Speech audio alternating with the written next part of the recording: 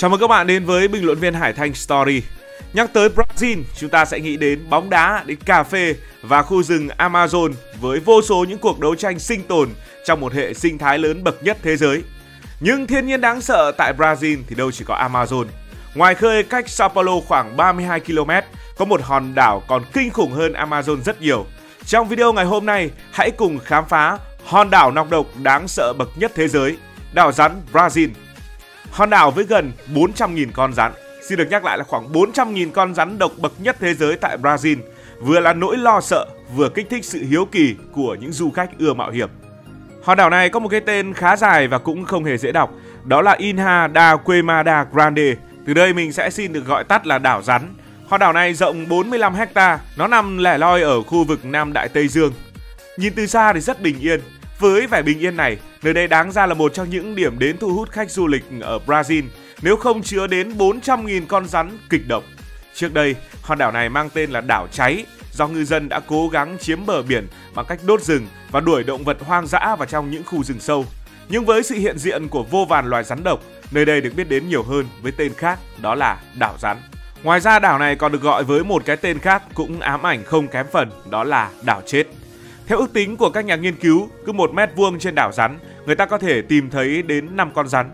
Tuy nhiên, một nhà sinh vật học đã đến thăm đảo rắn nhiều lần, cho rằng mật độ này là phóng đại, 1 con trên 1 mét vuông là có lẽ hợp lý hơn. Nhưng kể cả là 1 con trên 1 mét vuông thì cũng cực kỳ đáng sợ rồi. Với 1 con rắn độc trên mỗi mét vuông, người ta chỉ cách cái chết không quá 3 bước chân mà thôi. Hòn đảo này nổi tiếng là nơi ở duy nhất của loài rắn hổ lục đầu vàng, loài rắn được mệnh danh là một trong những loài độc nhất trên thế giới. Tuy rắn hổ lục đầu vàng là loài đang có nguy cơ bị tuyệt chủng ở những nơi khác trên thế giới, nhưng đảo này thì lại được coi là thiên đường của chúng. Ở đây chúng có thể thoải mái sinh sôi nảy nở mà có lẽ cũng chẳng ai dám đụng vào. Những gì đẹp thì thường độc.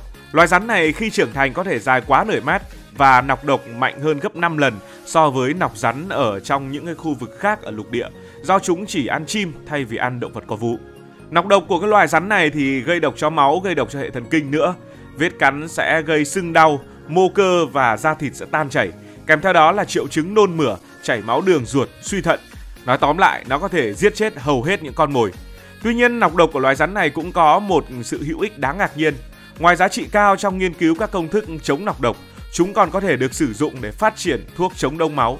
Hiện nay, sự suy thoái của môi trường sống nên nạn buôn bán động vật bất hợp pháp và dịch bệnh đã làm giảm đáng kể số lượng loài rắn độc này ở nhiều nơi trên thế giới, trừ đảo rắn Brazil.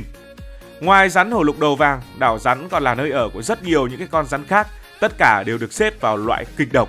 Lý giải cho sự dồi dào đáng sợ này, một giả định cho rằng cách đây khoảng 11.000 năm, rắn đã bị mắc kẹt trên đảo này khi mực nước biển dâng cao, nhấn chìm cả khu vực nối liền giữa đảo với lục địa bên trong.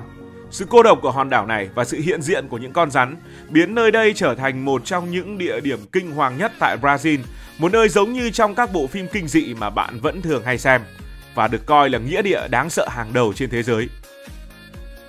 Người dân Brazil thường kể cho những vị khách du lịch 2 câu chuyện về những người chết vì rắn ở trên đảo. Nhân vật chính trong câu chuyện đầu tiên là một ngư dân. Trong một lần đi biển, ông đã ghé vào hòn đảo để hái quả ăn và một con rắn đã cắn ông. Người ngư dân vội vã chạy về thuyền. Những người thân thấy ông bặt vô âm tín trong một thời gian. Vài ngày sau đó họ phát hiện ông chết trên thuyền đang trôi nổi và nằm trong một vũng máu. Còn câu chuyện thứ hai nói về người canh ngọn hải đăng và gia đình của ông này. Trên đảo duy nhất có một ngọn hải đăng và hầu như không có người sinh sống. Đó là giai đoạn những năm đầu thế kỷ 20. Vào một đêm, những con rắn đã tấn công người giữ ngọn hải đăng và gia đình của ông. Từ đó, không một ai dám bén mảng đến hòn đảo này nữa. Theo Business Insider, có một câu chuyện huyền thoại được lưu truyền khắp Brazil, đó là xuất xứ của những con rắn. Cụ thể, nhiều ngư dân địa phương cho rằng việc có nhiều loài rắn độc xuất hiện trên hòn đảo nguy hiểm này là do cướp biển. Vì mục đích bảo vệ an toàn cho những kho báu chôn giấu ở trên đảo, nên những tên cướp biển xưa kia đã thả nhiều con rắn độc ở đây. Tuy nhiên, điều này vẫn còn là một nghi vấn lớn, vì khi chủ nhân của kho báu quay trở lại, họ cũng phải đối mặt với chính những cơn ác mộng mang tên rắn độc, cơn ác mộng do mình tạo ra. Mặc dù những chú rắn chiếm phần đông trên đảo, nhưng một trong những thách thức lớn đối với loài rắn ở đảo này là chúng không có nhiều con mồi trên mặt đất. Các loài chim địa phương thì đã quá rõ sự nguy hiểm của kẻ săn mồi trên đảo, nên chúng cũng thường né tránh nơi này hoặc cảnh giác cao độ.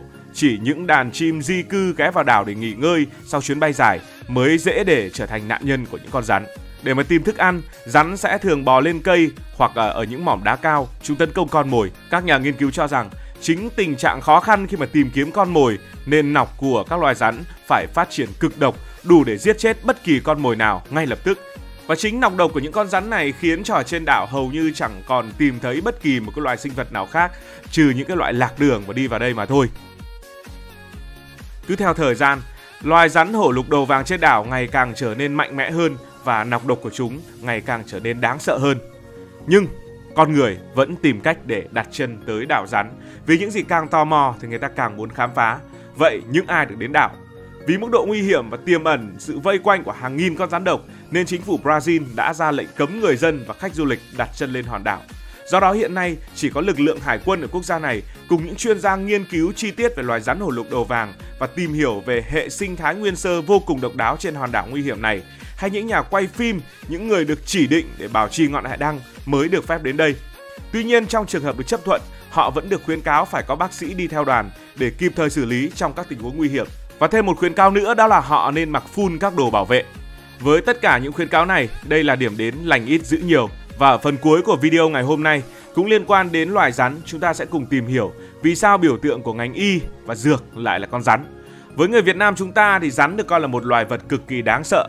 Trong dân gian người ta thường lấy con vật này để mà ví von, ẩn dụ cho những điều xấu xa, ví dụ như là khẩu Phật tâm xà hay là khẩu xà tâm Phật. Trong biểu tượng của ngành y và dược đều xuất hiện hình ảnh con rắn.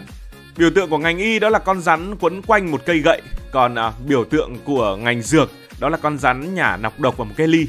Cả hai biểu tượng đều đã có từ rất lâu và suốt một thời gian dài chúng gây ra những tranh cãi.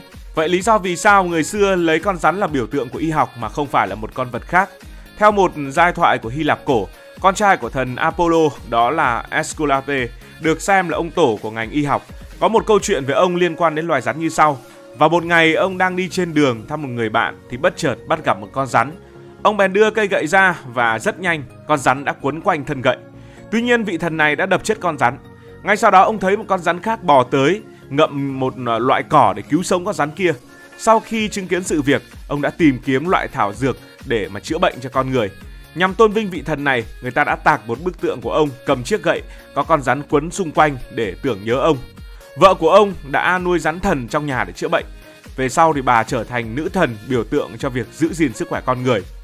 Còn biểu tượng ngành dược là con rắn đang nhả nọc độc vào ly, ẩn dụ của thần dược đã cứu cả gia đình vị thần kia. Dù khởi nguồn của biểu tượng y hay dược có gắn liền với câu chuyện nào đi chăng nữa thì hình tượng con rắn vẫn được xem là biểu tượng liên quan mật thiết đến sức khỏe của con người. Loài vật này tượng trưng cho sự khéo léo, sự khỏe mạnh và sự tái sinh, như là rắn lột xác. Mỗi lần thay da, rắn lại có thêm một sự sống mới. Và đó là câu chuyện về đảo rắn kinh hoàng tại Brazil, cùng những sự lý giải về việc rắn liên quan đến biểu tượng của ngành y và biểu tượng của ngành dược. Cảm ơn các bạn vì đã quan tâm theo dõi câu chuyện này. Nếu bạn cảm thấy thú vị, đừng quên nhấn nút đăng ký kênh, bật chuông thông báo và chia sẻ. Đừng quên rằng những câu chuyện về văn hóa, địa lý sẽ có trên kênh bình luận viên Hải Thanh Story. Còn với những câu chuyện về lịch sử và con người sẽ là kênh YouTube bình luận viên Hải Thanh History. Xin được nói lời chào tạm biệt.